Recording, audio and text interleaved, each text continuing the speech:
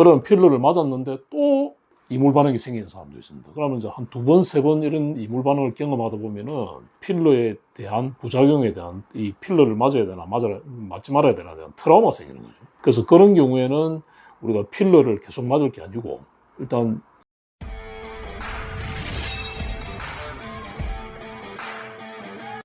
네, 원장님 안녕하세요. 안녕하십니까. 고온리프트 성형외과 문동석 원장입니다.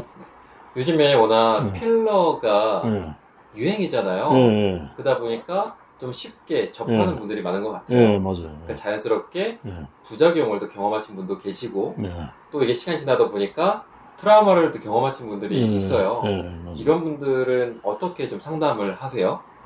보통 이제 필러에 대한 그 여러 가지 요즘 필러가 대중화되고 또 가성비가 좋다 보니까 많은 병원들에서 지금 필러를 이제 놓고 있죠. 심지어 일반 의원에서도 지금 많이 놓고 있고 또 뭐 피부과, 성형외과 다양한 그 병원들에서 지금 필러 주사를 많이 사용하고 있는데 결국 우리가 필러는 이제 우리가 맞는 이유는 뭐냐 하면은 제일 첫 번째가 이제 볼륨이죠.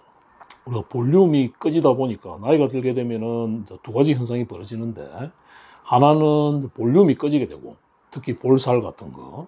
그다음 두 번째는 이제 처지게 되겠죠. 근데 1차적으로 볼륨이 꺼졌을 때 꺼지게 되면 우리가 뭡니까? 뭔가 채워줘야 되잖아요.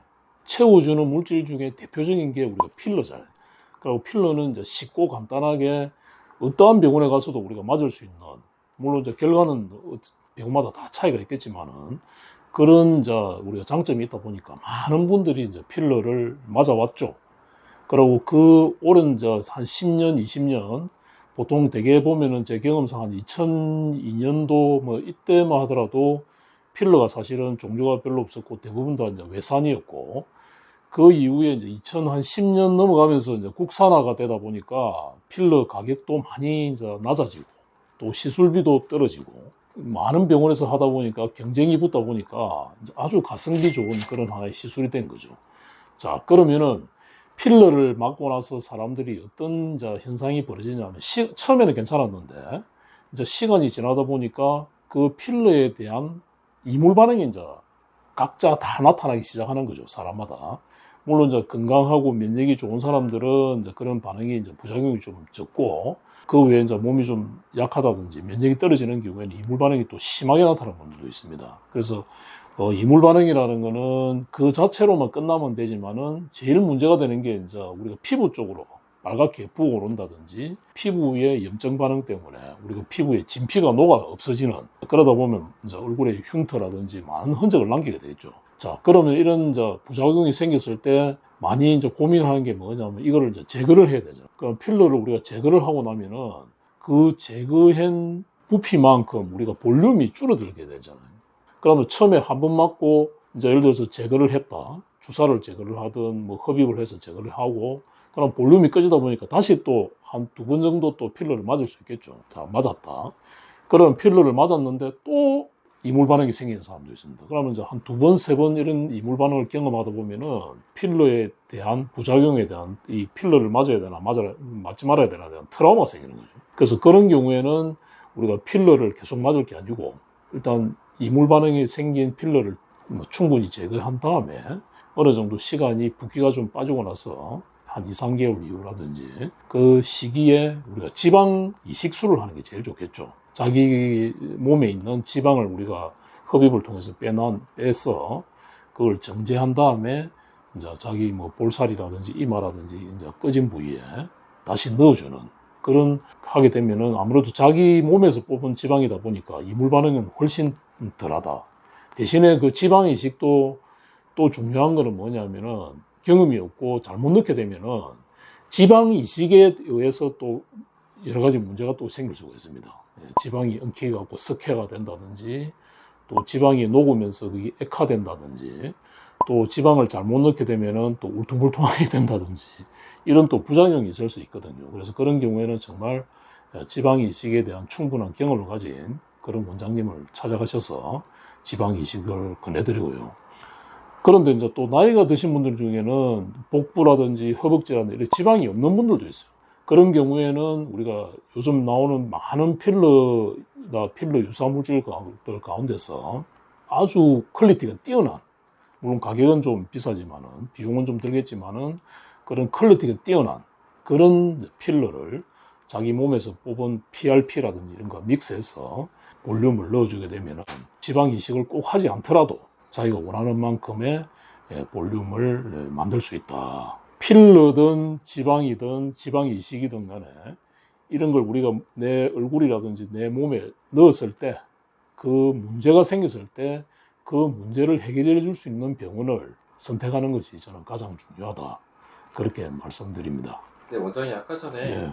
PRP라고 하는 걸 이야기하시면서 예. 자기 몸에서 뽑은이라고 이야기를 하셨어요. 예. 이게 우리 몸에서 나오는 물질인가요?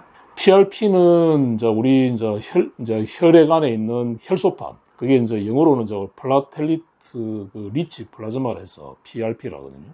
그래서 우리 혈소판 안에 그 혈소판을 우리가 이제 그 분리하다 보면은, 물론 이제 시약도 들어 넣어서 이렇게 분리하다 보면은 그 안에서 성장 인자가 나옵니다. 예, 우리가 그로스 팩터라 해서 그 성장 인자를 내 지방하고 믹스한다든지, 또 필러 중에 이제 하이 퀄리티의 필러를 거기 믹스해서 내 몸에 넣어주게 되면은 흡수율도 떨어지고 이물 반응도 훨씬 적게 생기는 그런 또 장점이 있다고 할 수 있겠습니다. 흡수율이 떨어진다는 게 그만큼 오래 남아 있을 수 있다라고. 예, 그래서 우리 지방 이식의 문제점은 뭐냐면은, 이제 지방 이식의 단점은 처음에 지방을 우리가 예를 들어서 볼에 100개를 넣었다. 쉽게 말씀드리면 100개를 넣게 나면은 그게 내 몸에서 이제 그 지방 가운데서 일부가 흡수된다는 거죠. 예, 그러니까 100개를 넣었을 때 보통 거기 판정이 언제쯤 한 2개월에서 3개월 뒤에 우리가 내 몸에 생착된 지방은 이제 살아남고 나머지 한 50%, 경우에 따라서 60%, 70% 이렇게 내 몸에 흡수가 되겠죠. 그래서 지방 이식의 단점은 뭐냐면은 처음에 지방을 우리가 뽑아서 정제한 다음에 얼굴에 넣고 남아있는 지방을 우리가 냉동하죠. 냉동해 놨다가 이제 2차 내지 3차 이렇게 지방 이식을 해야 됩니다. 예. 물론 경우에 따라서는 한 번만에 한 번 딱 하고 내가 마음에 들고 또 지방이 잘 생착돼 갖고 끝까지 가시는 분도 있지만은, 대부분은 자기가 원하는 볼륨을 얻기 위해서는 2차, 3차까지 생각하고 지방 이식을 해야 된다.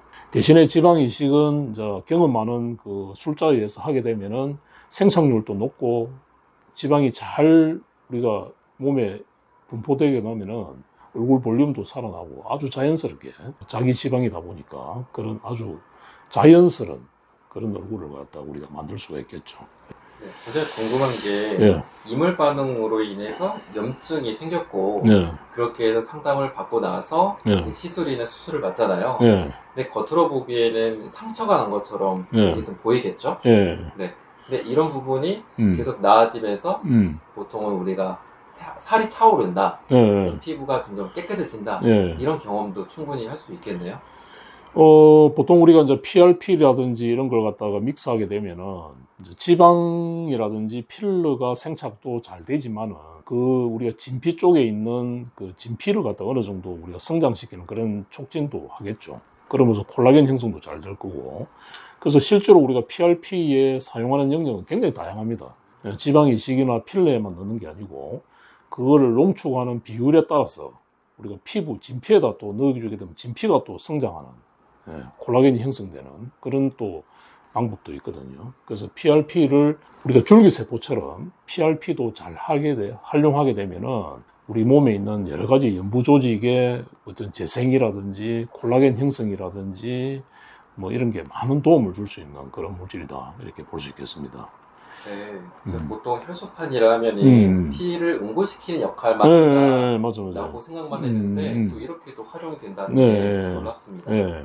그래서 보통 보면은 그 자가혈 우리가 줄기세포라든지 이런 방법을 많이 이제 우리가 듣게 되는데, 그게 뭐냐면 피 안에 있는 혈소판 안에서 우리가 이제 그 성장인자를 뽑아내서 이제 다른 물질과 믹스한다든지, 또 안 그러면 희석시켜서 피부에다 주사를 놓는다든지 이런 식으로 많이 지금 사용하고 있죠. 그러면 트라우마를 네. 갖고 있는 분들이라도 네. 충분히 좋은 원장님 만나서 네. 치료를 받는다면 충분히 필러도 받을 수가 있겠다. 그런 경우에는 이제 필러에 대한 트라우마에 우리가 벗어나는 게 중요하니까, 필러를 내가 꼭 계속해서 똑같은 그런 시술로서 맞을 게 아니고 일단은 이물 반응이 생긴 필러는 다 제거를 하고 그 이후에 꺼지는 볼륨은 조금 전에 제가 말씀드렸다시피 PRP와 믹스된 필러나 또 PRP를 활용한 지방 이런 걸 통해서 우리가 주입을 하게 되면은 볼륨도 자기가 원하는 대로 어느 정도 얻게 되고 또 이물 반응도 훨씬 적다. 그래서 이제 그런 또 장점이 있는 시술을 할 수 있겠습니다. 이 영상을 보시는 분들이 충분히 네. 이해를 하시고 예, 그 트라우마를 벗어날 수 있는 방법이 있다라는 예, 것을 알아도 음. 큰 도움이 될 것 같아요. 네, 그렇겠죠.